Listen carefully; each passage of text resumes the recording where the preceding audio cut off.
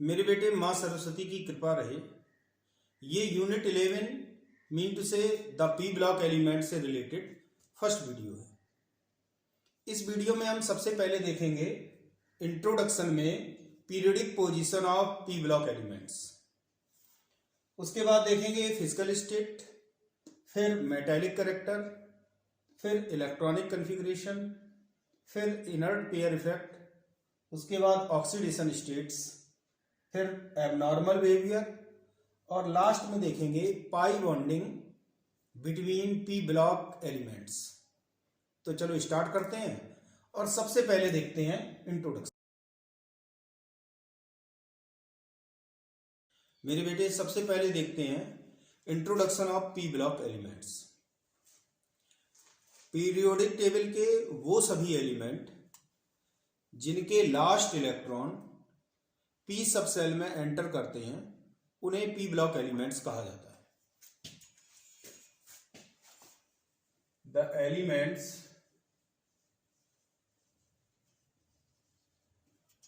in which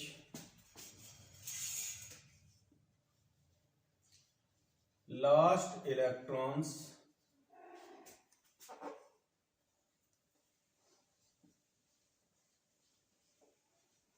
enter in P subcell।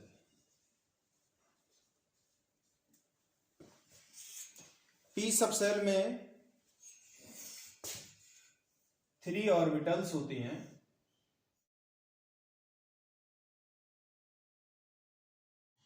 px, py, pz। पहले सभी में एक एक इलेक्ट्रॉन जाएगा, first electron, second electron, third electron, fourth electron यहां जाएगा, फिफ्थ यहां, सिक्स्थ यहां। तो इस तरीके से पी सबसेल में टोटल 6 इलेक्ट्रॉन एंटर करते हैं। इसलिए जब फर्स्ट इलेक्ट्रॉन जाता है तो NS2 NP1 इलेक्ट्रॉनिक कॉन्फ़िगरेशन रहता है। सेकेंड इलेक्ट्रॉन के लिए NP2 हो जाएगा, NS2 NP2। थर्ड इलेक्ट्रॉन के लिए NP3 हो जाएगा, फोर्थ के लिए NP4 हो जाएगा, फिफ्थ के लिए NP5 हो जाएगा, सिक्स्थ के लिए NP6 हो जाएगा। और पीरियोडिक टेबल में ग्रुप 13 से ग्रुप 18 तक के जितने भी एलिमेंट्स हैं वो सब पी ब्लॉक के एलिमेंट्स होते हैं।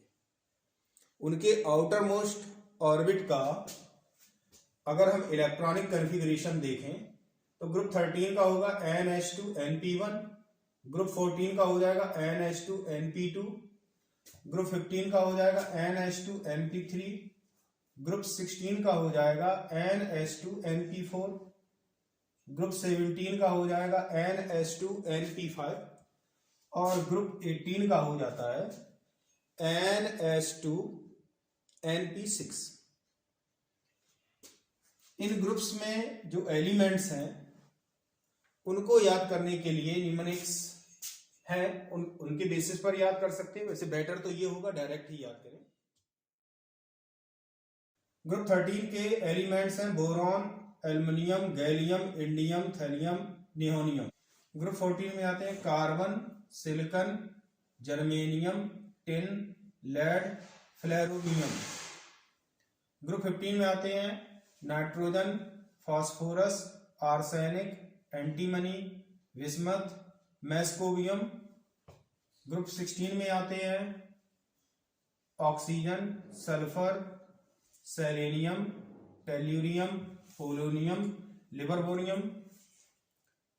ग्रुप 17 में आते हैं fluorine, chlorine, bromine, iodine, astatine और टेक्नीसिन। ग्रुप 18 में आते हैं helium, neon, argon, krypton, xenon, radon और ऑर्गेन्सन। इनको याद करने के लिए निम्नलिखित हैं। वो है ग्रुप 13 मीन टू से बोरोन फैमिली को याद करने के लिए बैगन, आलू, गाजर, इंडियन, थाली में नहीं।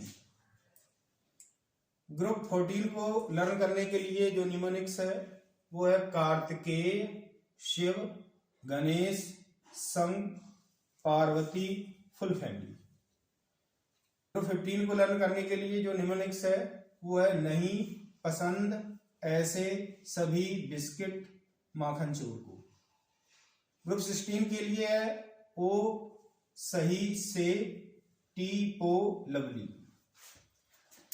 ग्रुप 17 के लिए है फिर कल, बारात, आई, अटल की तीसरी बार। और ग्रुप 18 के लिए है हे, है, नेकी और कृपा से जीवन रंगीन उबड़। वैसे तो इन्हें डायरेक्ट याद करें तो ज्यादा अच्छा रहेगा। अब इन सभी के एटॉमिक नंबर देखेंगे। तो हीलियम का होता है 2।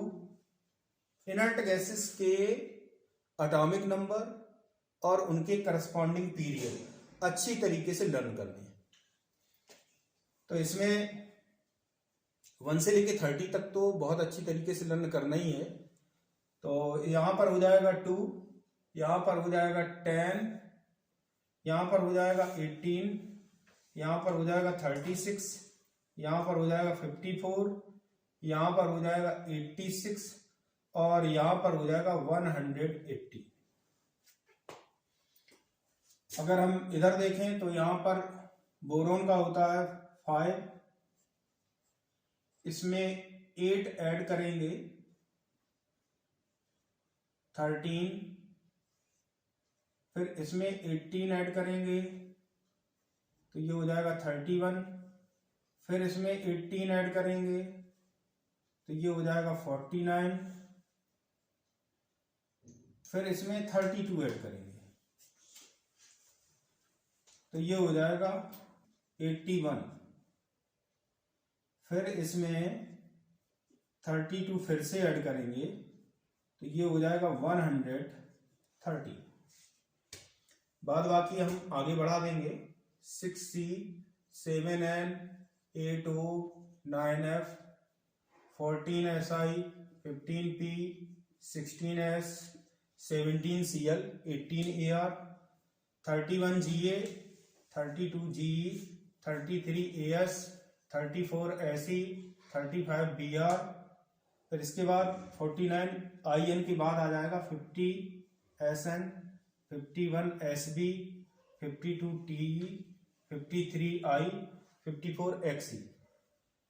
81TL के बाद आएगा 82PB, 83BI, 84PO, 85AT और 86RN। 113 के बाद आएगा 114FL, 115MC, 116LV, 117TS और जो सबसे लास्ट एलिमेंट है वह है 180 OG।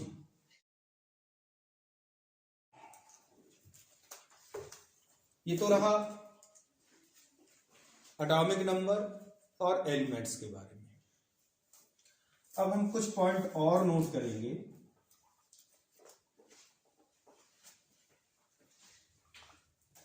पहला पॉइंट तो ये है कि इन सभी एलिमेंट्स में all elements of group 18 fluorine, oxygen, nitrogen, chlorine, ये सभी गैसेस हैं।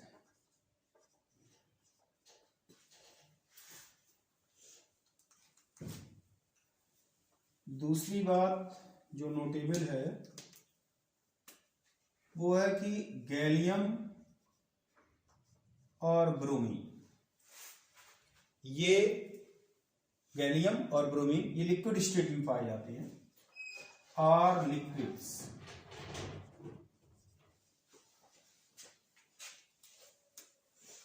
और थर्ड पॉइंट है रेस्ट आर सॉलिड्स। और जो सबसे इंपॉर्टेंट बात है वो ये है कि हीलियम को यहां पर केवल इसलिए रखा गया है कि इसकी प्रॉपर्टीज इनर्ट गैसेस के साथ मिलती है। वैसे इसका इलेक्ट्रॉनिक कॉन्फ़िगरेशन 1s2 होता है।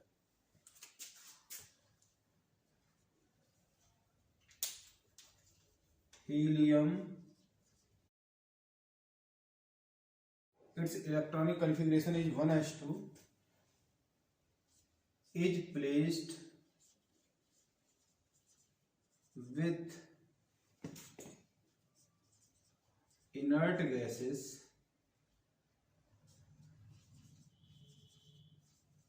due to similarities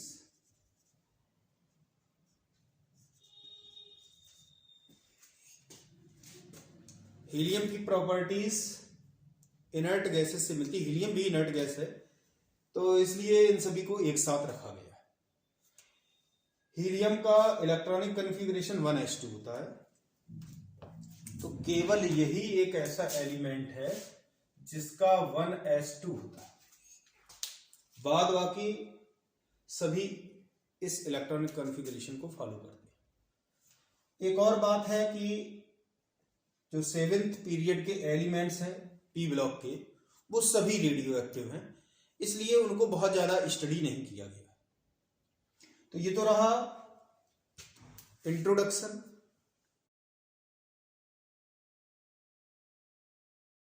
मेरे बेटे अब हम देखेंगे physical state and metallic character of P block elements. P block elements में मैंने बताया था कि ग्रुप 18 के सभी एलिमेंट नाइट्रोजन, ऑक्सीजन, फ्लोरीन और क्लोरीन गैसियस स्टेट में पाए जाते हैं। तो all elements of group 18 nitrogen, oxygen, fluorine and chlorine, ये तो गैसें हो गई। लिक्विड स्टेट में केवल दो ही एलिमेंट होते हैं, एक तो गैलियम होता है और दूसरा ब्रोमीन होता है। और सॉलिड स्टेट में बचे हुए सभी एलिमेंट आते हैं। अब मेटालिक कैरेक्टर की बात करेंगे। अच्छा, रेडियो एक्टिव एलिमेंट्स को बहुत ज्यादा स्टडी नहीं किया गया है, क्योंकि इनके लिए स्पेशल टेक्निक्स की जरूरत होती है, तो इसलिए इनको बहुत ज़्यादा इन पर स्टडी नहीं हुई है। अब हम देखेंगे metallic character. Top to bottom जाने पर मेटालिक कैरेक्टर इंक्रीज होता है और लेफ्ट टू राइट जाने पर मेटालिक कैरेक्टर डिक्रीज होता है।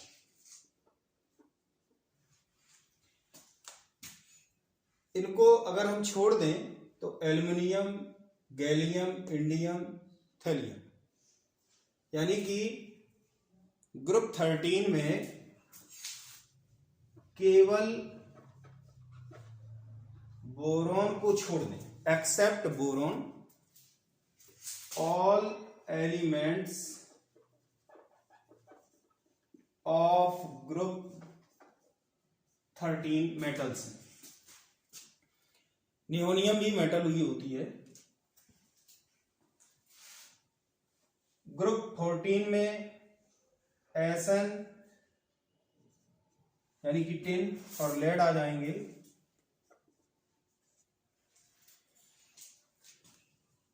फ्लेरोवियम भी मेटल ही होता है। भाई जो सॉलिड स्टेट में होंगे ये माना जा रहा है कि वो मेटल स्टेट में होंगे। ग्रुप 15 में बिस्मथ। मेटलाइट्स की अगर बात करें तो silicon, germanium, arsenic, antimony, tellurium, polonium.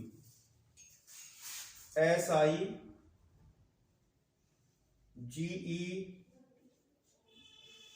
AS, SB, TE, PO। इसको याद करने के लिए एक ट्रिक यूज की जा सकती है। सिमरन गई आसाम सब तेरी पॉलिटिक्स।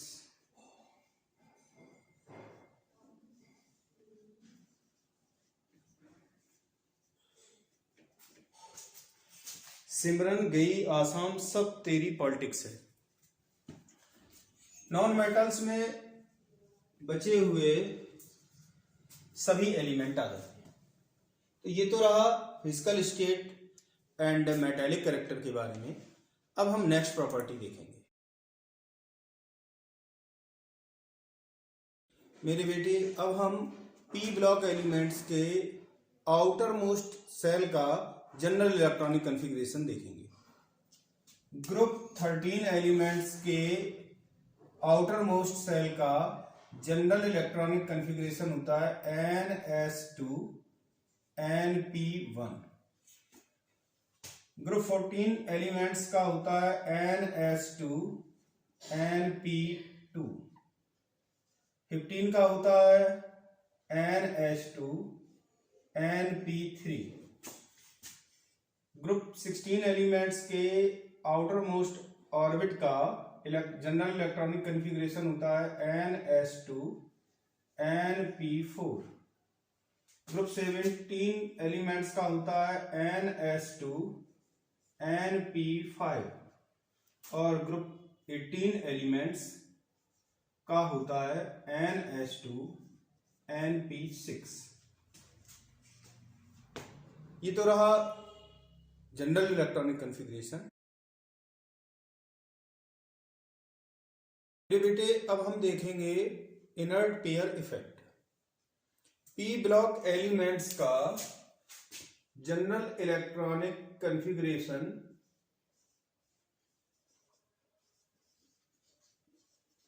मैंने बताया था NS2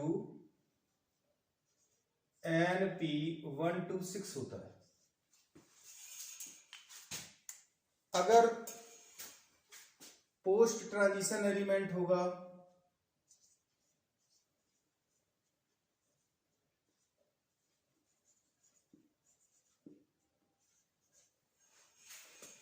तो इसमें N-1d ऑर्बिटल में भी 10 इलेक्ट्रॉन्स होंगे।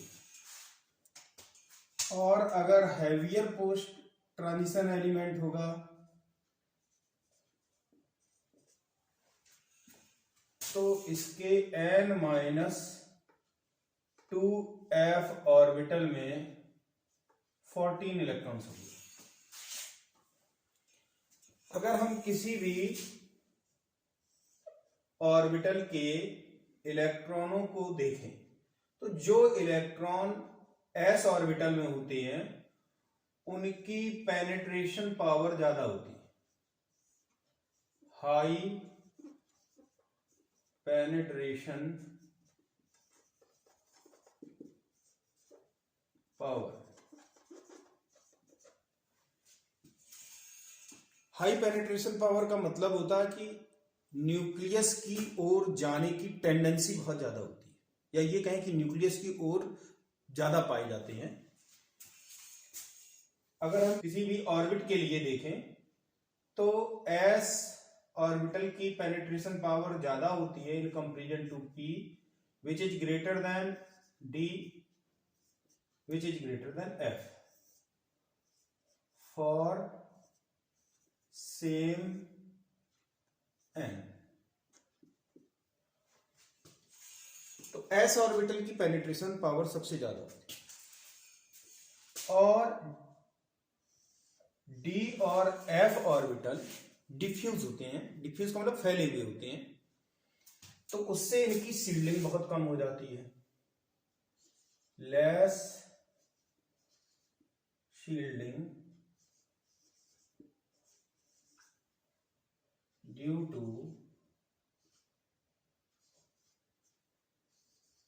Diffused shell. जैसे जैसे n की वैल्यू बढ़ती है ऑर्बिटल का साइज बढ़ता जाता है, और जब d ऑर्बिटल और f ऑर्बिटल को देखेंगे तो एक तो वो काफी बड़े साइज के होंगे, साथ ही साथ उनमें उनके जो ऑर्बिटल्स में इलेक्ट्रॉन फैले हुए होंगे, तो बीच में जो गैपिंग होती है उससे न्यूक्लियस का अट्रैक्शन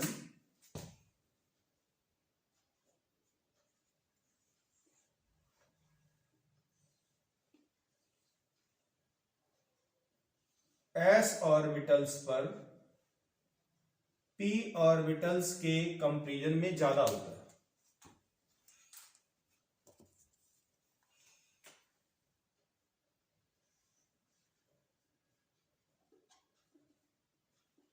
या ये कहें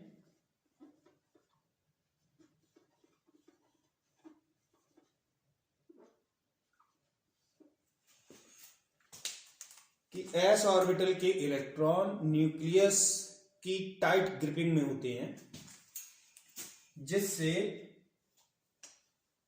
इसमें जो f ऑर्बिटल है और d ऑर्बिटल है, जो भी ऑर्बिटल है,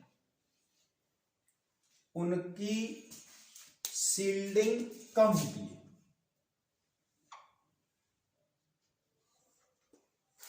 लेस शील्डिंग।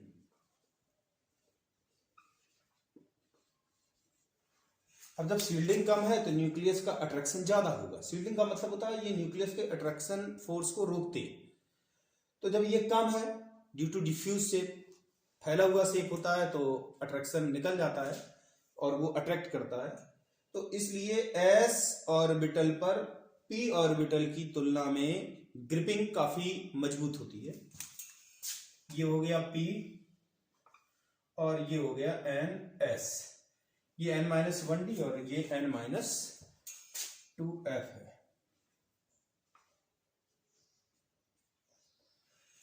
अब ये ग्रिपिंग क्या होती है, इस ग्रिपिंग का क्या रिजल्ट निकलता है? Due to this gripping ns2 electrons become inert।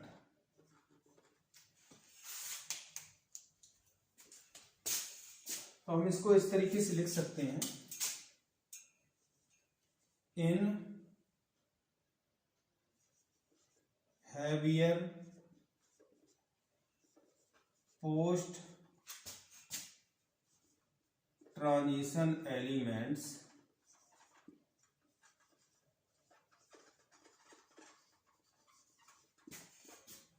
due to less shielding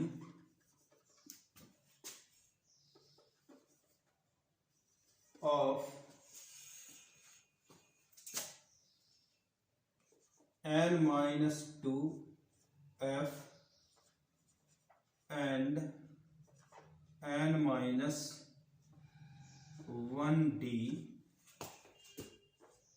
orbitals and high penetration power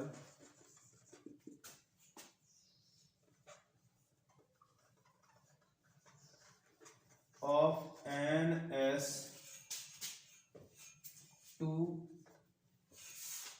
electrons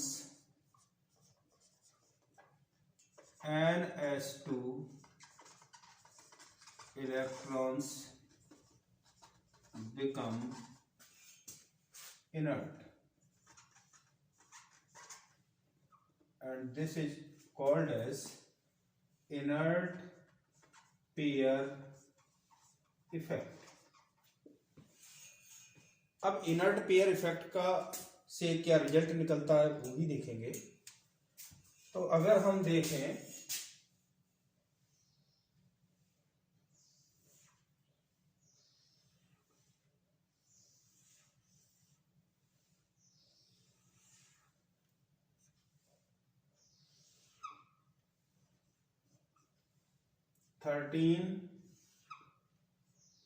14, 15 और 16 ग्रुप में, तो इसका electronic configuration, general electronic configuration होता है NS2 NP1। इसका हो जाएगा NH2 NP2, इसका हो जाएगा NH2 NP3 और इसका हो जाएगा NP4, NH2 NP4।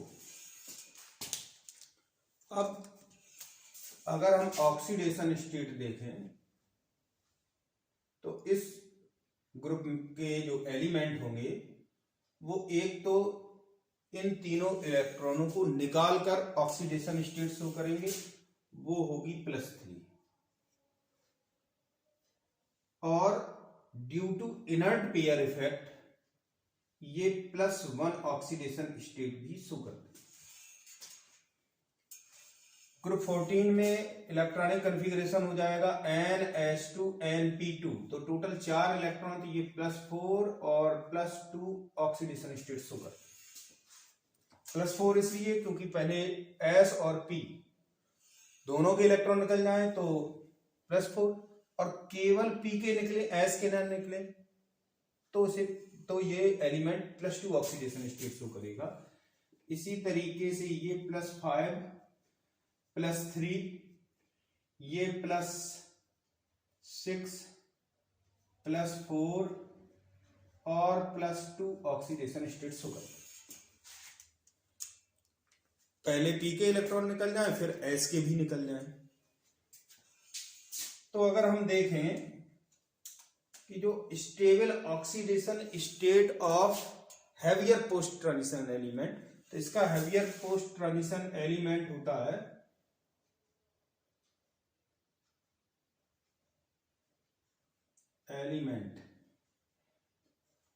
इसमें ग्रुप 13 में आता है थैलियम, लेड, ग्रुप 15 में आ जाएगा बिस्मथ, इसमें आता है पोलोनियम और टेल्यूरियम। ये सभी due to inert pair effect, इनमें s ऑर्बिटल के इलेक्ट्रॉन न्यूक्लियस के साथ काफी टाइटली अटैच होते हैं, तो ये इलेक्ट्रॉन बाहर नहीं निकलते, या ये कहें कि ये इलेक्ट्रॉन बॉन्डिंग में पार्टिसिपेट नहीं करते। तो इसलिए ग्रुप 13 में थैलियम +1 ऑक्सीडेशन स्टेट शो करेगा स्टेबल। ग्रुप 14 में लेड +2 ऑक्सीडेशन स्टेट शो करेगा, इसमें बिस्मथ +3 ऑक्सीडेशन स्टेट शो करेगा, और ग्रुप 16 में पोलोनियम और टेल्यूरियम +2 ऑक्सीडेशन स्टेट शो करते हैं stable oxidation state due to inert pair effect. तो ये तो रहा इनर्ट पेयर इफेक्ट के बारे में।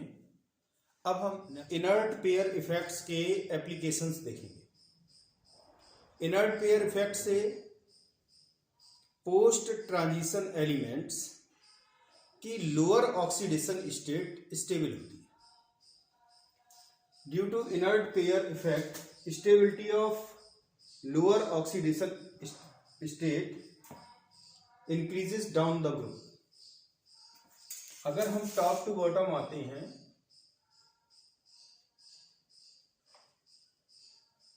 तो स्टेबिलिटी अगर देखेंगे, लोअर ऑक्सीडेशन स्टेट की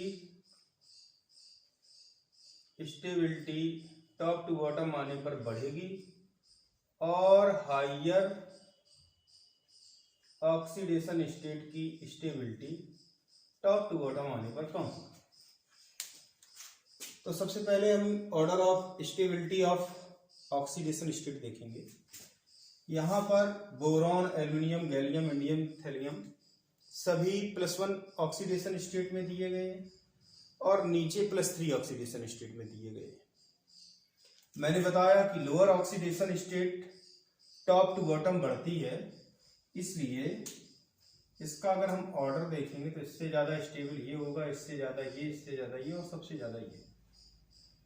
और अगर हायर ऑक्सीडेशन स्टेट का ऑर्डर देखेंगे तो इसका उल्टा होगा, यानी कि बोरॉन सबसे ज्यादा 3rd ऑक्सीडेशन स्टेट में स्टेबल होगा और थैलियम सबसे कम स्टेबल होगा। फिर दूसरा पॉइंट है स्टेबिलिटी ऑफ कंपाउंड्स। अगर हम कंपाउंड्स की स्टेबिलिटी देखें तो जो element inert pair effect show करता है उसकी लोअर ऑक्सीडेशन स्टेट स्टेबल होगी और जो element inert pair effect show नहीं करते उनकी हायर ऑक्सीडेशन स्टेट स्टेबल होगी। तो यहां पर अगर हम देखें SnCl2 और PbCl2 में, तो SnCl2 +2 ऑक्सीडेशन स्टेट में है और PbCl2 में Pb भी +2 ऑक्सीडेशन स्टेट में है। Sn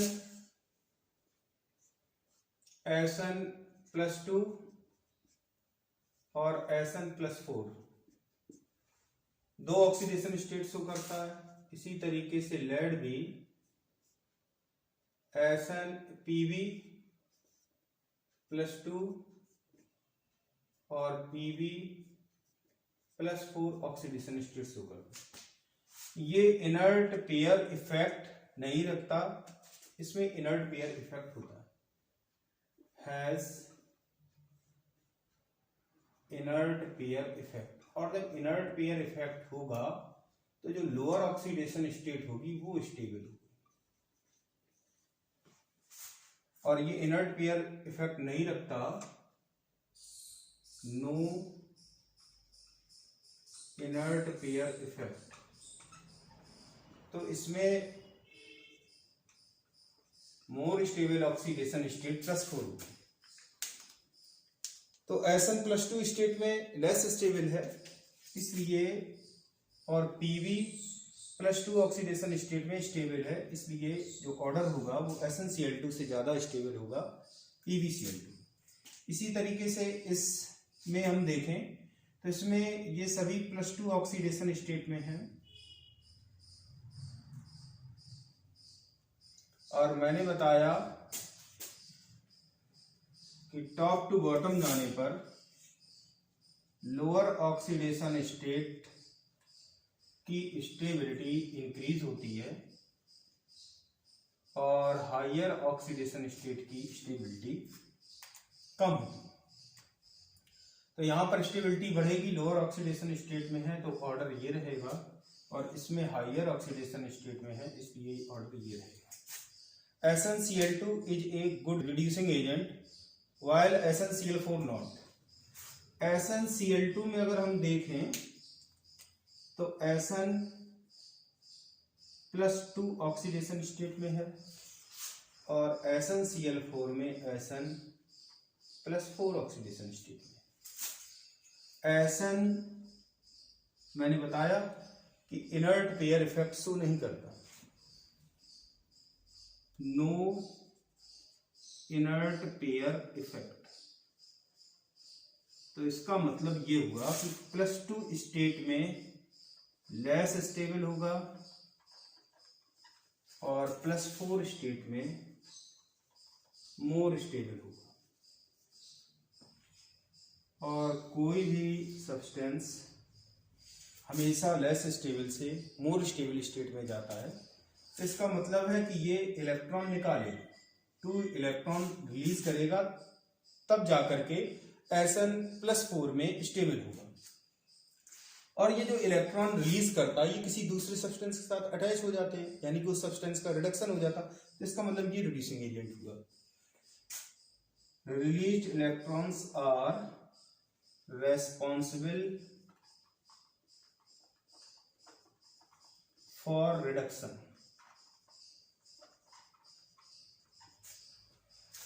इसलिए SnCl2 रिड्यूसिंग एजेंट का काम करता है।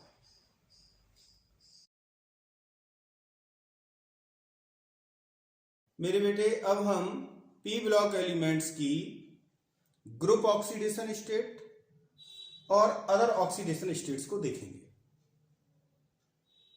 Group oxidation state outer most orbit के इलेक्ट्रॉन्स पर डिपेंड करती है। जैसे इसमें ग्रुप 13 एलिमेंट्स में अगर हम देखें तो आउटर मोस्ट ऑर्बिट में इलेक्ट्रॉन्स की नंबर है 3, तो इनको निकालकर ये +3 ऑक्सीडेशन स्टेट शो करेंगे। ग्रुप 14 के एलिमेंट्स के आउटर मोस्ट ऑर्बिट में 4 इलेक्ट्रॉन्स हैं, जिन्हें निकाल करके ये +4 ऑक्सीडेशन स्टेट शो करेंगे।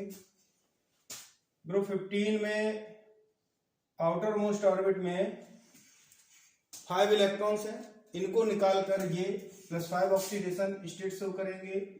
इसी तरीके से ग्रुप 16 के एलिमेंट्स +6, 17 के +7 और ग्रुप 18 के +8 ऑक्सीडेशन स्टेट्स शो करते हैं। अब अगर हम अदर ऑक्सीडेशन स्टेट्स की बात करें तो ग्रुप 13 के एलिमेंट्स +3 के साथ साथ +1 ऑक्सीडेशन स्टेट भी शो करते हैं। ग्रुप 14 के +2 और -4 ऑक्सीडेशन स्टेट्स भी शो करते हैं।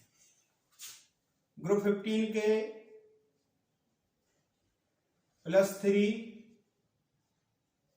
और -3 ऑक्सीडेशन स्टेट्स शो करते हैं। ग्रुप 16 के +4, +2 और -2 ऑक्सीडेशन स्टेट शो करते हैं। ग्रुप 17 के एलिमेंट्स +5, +3, +1 और -1 ऑक्सीडेशन स्टेट्स भी शो करते हैं। ग्रुप 18 के एलिमेंट्स +6, +4 और +2 ऑक्सीडेशन स्टेट शो करते हैं। तो ये तो रहा ऑक्सीडेशन स्टेट्स के बारे में। अब हम एक बात और यहां ध्यान रखेंगे कि जो हैवियर एलिमेंट्स हैं, किसी भी ग्रुप का हैवियर एलिमेंट, मैंने बताया था कि इनर्ट पेयर इफेक्ट के कारण वो लोअर ऑक्सीडेशन स्टेट में स्टेबल होता है। और इनर्ट पेयर इफेक्ट का मैंने कारण बताया था कि उसमें लास्ट ऑर्बिट का s ऑर्बिटल न्यूक्लियस से बहुत ज्यादा अटैच होता है, इसलिए इलेक्ट्रॉन को रिलीज नहीं करता और वो इलेक्ट्रॉन इनर्ट हो जाते हैं।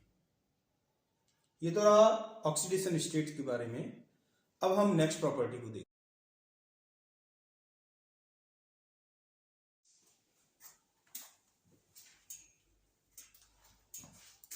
मेरे बेटे, अब हम देखेंगे एबनॉर्मल बिहेवियर। छोटे साइज, हाई इलेक्ट्रोनेगेटिविटी और डी ऑर्बिटल की एब्सेंस के कारण सेकेंड पीरियड के एलिमेंट्स अपने ग्रुप के अदर एलिमेंट से डिफरेंट बिहेवियर शो करते हैं। इसे एबनॉर्मल बिहेवियर कहा जाता है। Due to small size, high electronegativity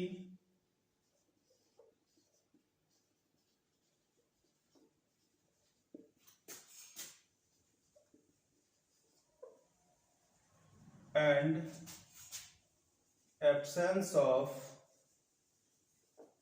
d orbitals,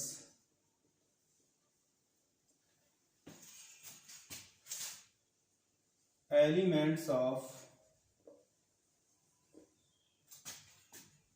second period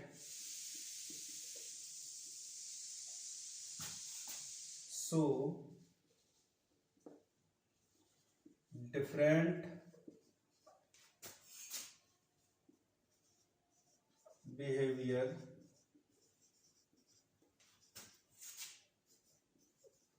than the rest elements of corresponding period.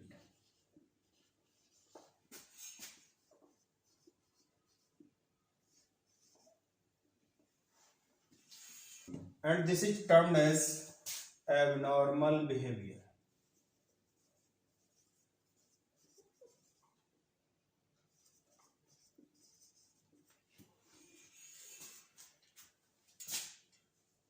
For example,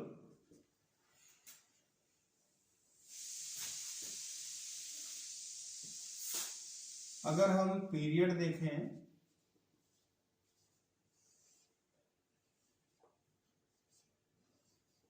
तो सेकेंड पीरियड वाले एलिमेंट्स एबनॉर्मल बिहेवियर करते हैं। जो नीचे वाले एलिमेंट होंगे, मतलब हायर पीरियड के एलिमेंट होंगे, ग्रेटर देन 2 पीरियड के एलिमेंट होंगे, उनसे डिफरेंट बिहेवियर शो करते हैं।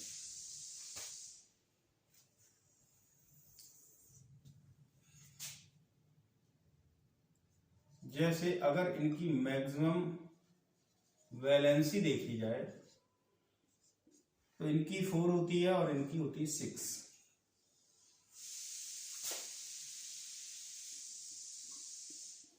इसका रीजन क्या है? एब्सेंस ऑफ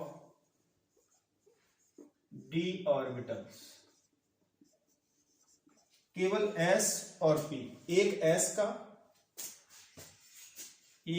का पार्टिसिपेट करेगा और 3 p ऑर्बिटल पार्टिसिपेट करेंगे।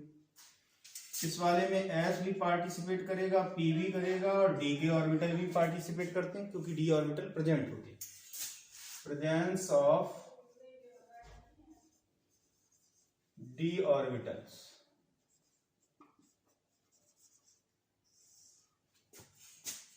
और इस तरीके का एग्जाम्पल अगर हम देखें तो इसका है BF4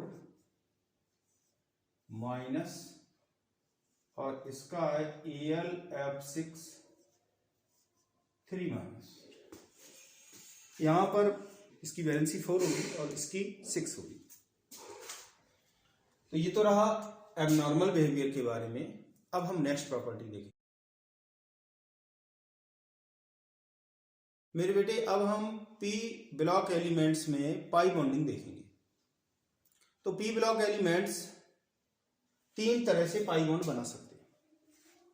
पहला तरीका ये है कि दोनों एलिमेंट्स के p ऑर्बिटल पार्टिसिपेट करें बॉन्डिंग में। दूसरा तरीका ये है कि एक का d ऑर्बिटल हो और दूसरे का p ऑर्बिटल हो।